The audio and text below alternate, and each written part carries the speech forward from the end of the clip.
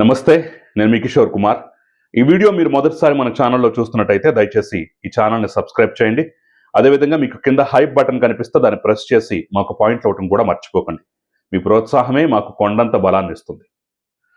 ఈరోజు అందరం మాట్లాడాల్సినటువంటి విషయం, అందరం గొంతు విప్పాల్సినటువంటి ఇష్యూ, వీళ్ళ తోలు తీయండి, ఈ అరాచక శక్తుల యొక్క ఆట కట్టించండి అని చెప్పేసి అందరూ డిమాండ్ చేయాల్సినటువంటి అంశం అన్నమాట. కాబట్టి ఖచ్చితంగా మీ ప్రతిస్పందన తెలియజేయడం మాత్రం మర్చిపోకండి. 2024 జూన్ 12న కూటమి ప్రభుత్వం అధికారం చేపట్టిన దగ్గర నుంచి ఈ రోజు వరకు, అంటే 2026 జనవరి స్టిల్ 4, 5, 6 తేదీల వరకు ప్రతి నెల తిరుమల తిరుపతి ప్రతిష్టను దెబ్బతీసేందుకు ఏదో ఒక ప్రయత్నం, ఏదో ఒక వార్త, ఏదో ఒక కుట్ర, ఏదో ఒక కార్యక్రమానికైతే ఆ పార్టీ, ఆ నేతలు, ఆ అభిమాన గణం, వాళ్ళ అనుచర గణం ఏదో రకంగా ప్రయత్నిస్తూనే ఉన్నారన్నమాట. ఎప్పుడూ జరిగింది తిరుమలలో టికెట్లు ఇచ్చేటటువంటి సందర్భంగా, వైకుంఠ ద్వార దర్శనానికి టికెట్లు ఇచ్చే సందర్భంగా ఎబ్బడిమొబ్బడిగా జనం పెరిగిపోయినటువంటి నేపథ్యంలో తొక్కిసలాట జరుగుతుంది. 6 ప్రాణాలు పోవటం జరుగుతుంది. చరిత్రలో లేదు ఎప్పుడు. దానికి కారణం వాళ్ళ అనుయాయుడు, వాళ్ళ అనుచరుడు, వాళ్ళకు కావలసినటువంటి వ్యక్తి, అధికారి హోదాలో ఉన్నటువంటి వ్యక్తే కారణం అని చెప్పేసి ఆఖరికి దర్యాప్తు సంస్థలు కూడా నివేదిక రూపంలో తేల్చేయటం. ఇంకేముంది, తిరుమల తిరుపతి దేవస్థానానికి సంబంధించినటువంటి గోశాలలు అసలు ముబ్బడిగా 100 రోజుల వ్యవధిలో 100 ఆవులు చచ్చిపోయినాయి అన్నట్టుగా ఒక ప్రచారం. ఎక్కడెక్కడో కళేబరాలు, మృతదేహాలు ఫోటోలు తీసుకొచ్చి ఇక్కడ జరిగినట్టుగా ప్రచారం. ఎప్పుడూ లేనిది ఒక మందుబాబు వచ్చి తిరుమలలో గోపురాలు ఎక్కి హల్చల్ చేస్తుంటాడు. ఇక వాళ్ళున్నారు, వీళ్ళున్నారు, క్రైస్తవ మత ప్రచారం జరుగుతుంది, ఆ మత ప్రచారం జరుగుతుంది, ఆ రకంగా కల్తీ అవుతుంది, ఈ రకంగా కల్తీ అవుతుంది, అది జరుగుతుంది, ఇది జరుగుతుంది అని చెప్పేసి ఏదో రకమైనటువంటి అభాస వ్యవహారం అయితే ప్రతి నెల, ప్రతిసారి జరుగుతూనే ఉంది.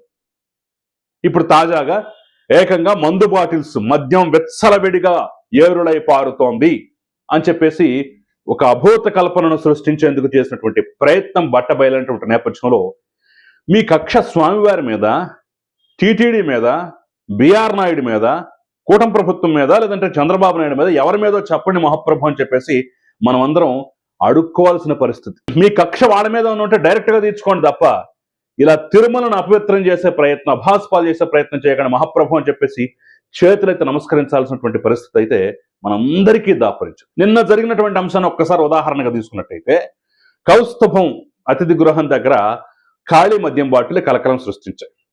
ఎవ్వరికీ కనపడినట్టుగా ఆ పత్రిక రిపోర్టర్లకి, ఆ ఛానల్ రిపోర్టర్లకి అవన్నీ కనపడి ఫోటోలు తీసి, వీడియోలు తీసి మళ్ళీ ఎవ్వరికీ తెలియనట్టుగా, ఎవరికి కనిపించకుండా ఆ వాళ్ళ సోషల్ మీడియాలోనే హల్చల్ చేసినటువంటి విధానం చూస్తున్నట్టయితే పెద్ద కుట్ర ఉందనేటటువంటి అనుమానం అయితే ఖచ్చితంగా కలుగుతుంది. ఇదేంటిది, ఎప్పుడూ లేనిది ఈ మద్యం బాటిల కలకలం ఏంటి, వ్యవహారం ఏంటి, ఇంత స్ట్రిక్ట్ గా ఉన్నాం కదా, ఏం జరిగిందని చెప్పేసి తెలుసుకునే ప్రయత్నం చేస్తే అప్పుడు తేగలాగితే డొంకంతా కదిలింది. ఇదిగో మీరు స్క్రీన్ మీద క్లియర్ గా చూడొచ్చు. ఆ పెట్టిన వ్యక్తి ఈ మనిషే, దానికి సంబంధించిన ఉపయోగించిన కారు, పోలీసులు స్వాధీనం చేసుకుంటున్న మొబైల్ ఫోన్స్, ఇవన్నీ చూశారు కదా. ప్రతిష్టాత్మకంగా తీసుకుని టెక్నికల్ ఆధారాలతో ఈ కేసును పూర్తిగా ఛేదించినటువంటి పరిస్థితి కనిపిస్తుంది. అసలు ఏం జరిగిందయ్యా అంటే, ఇదిగో మీరు స్క్రీన్ మీద చూస్తున్నటువంటి వ్యక్తులు వైఎస్ఆర్ కాంగ్రెస్ పార్టీకి సంబంధించినటువంటి వ్యక్తులు అనమాట. ఈ కోటి అనేటటువంటి వ్యక్తి ఏం చేశాడంటే, ఖాళీ మద్యం సీసాలు తీసుకొచ్చి కౌస్తుభం గెస్ట్ హౌస్ ప్రహరీ గోడ సమీపంలో వేయటం జరిగింది. వేసినటువంటి సమాచారాన్ని వైసీపీ సోషల్ మీడియా విభాగానికి చెందినటువంటి నవీన్ అనేటటువంటి వ్యక్తికి, అంటే కోటి అనేవాడు తీసుకొచ్చి, మీరు చూస్తున్నటువంటి వ్యక్తి, ఆ కోటి అనేటటువంటి వ్యక్తి తీసుకొచ్చి వేశాడు.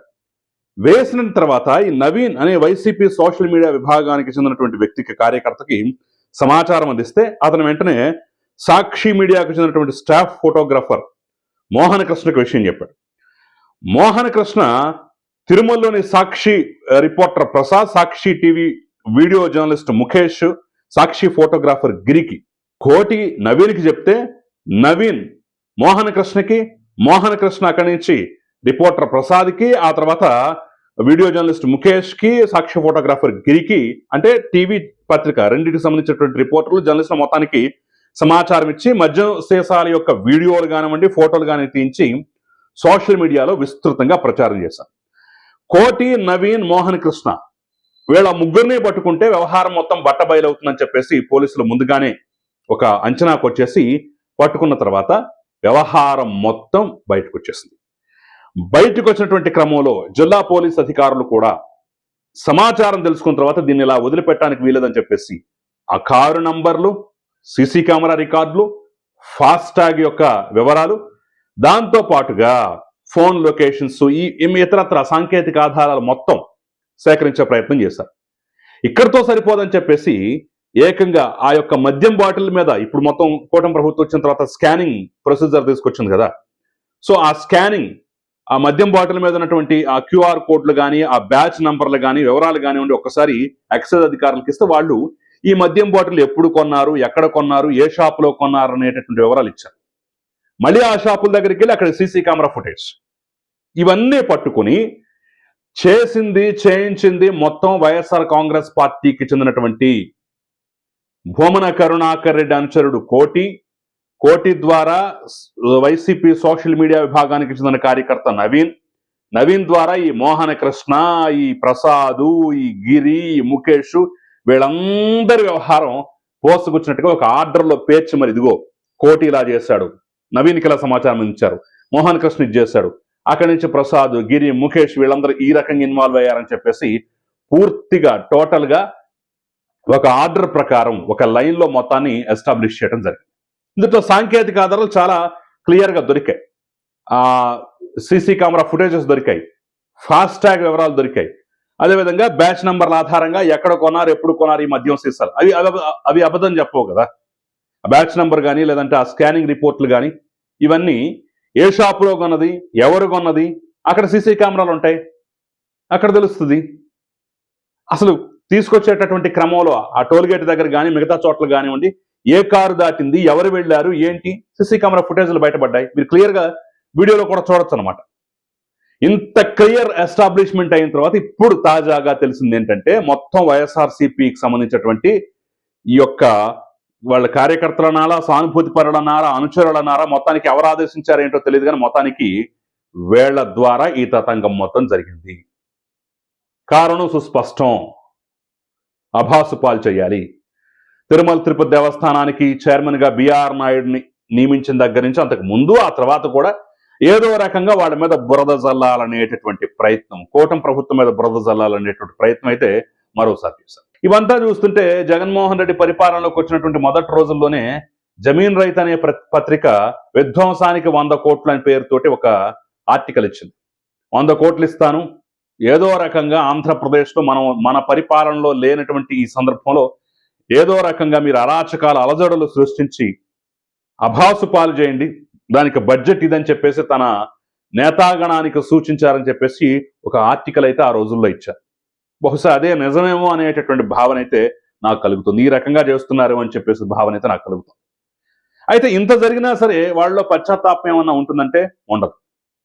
గోపాలపురంలో పొట్టేరున్నరికి రక్తాభిషేకం చేసి రప్ప టైపులో ఆడించేసినటువంటి ఆ కేసులు నమోదై జైలు పాలైనటువంటి కార్యకర్తల్ని జగన్మోహన్ రెడ్డి స్వయంగా కలిశాడట, పరామర్శించాడట. ఏం పర్లేదు, మన న్యాయ విభాగం ఉంది, మనం ఉన్నాం చూసుకోవడానికి, మీరు ఎలాగే కంటిన్యూ అయిపోండి అని చెప్పేసి భరోసా ఇచ్చాడట.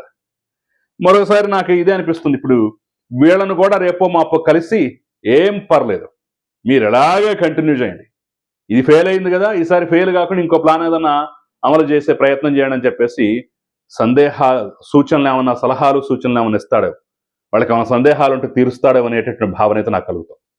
నిజంగా భూమన కరుణాకర్ రెడ్డి కానీ ఆయన అనుచరుగణం కానీ ఈ అంశాల్లో చాలా చోట్ల ఇదే రకమైనటువంటి తీరు కనబరుస్తూ పదే వార్తలు నిలుస్తున్న ఆ కల్తీ నెయ్యి కేసులో కానీ మిగతా కేసులో కానీ 1-2 సందర్భాలు విచారణకు వచ్చినా సరే ఎందుకో చర్యలు అయితే దాదాపుగా లేవనే చెప్పాలి.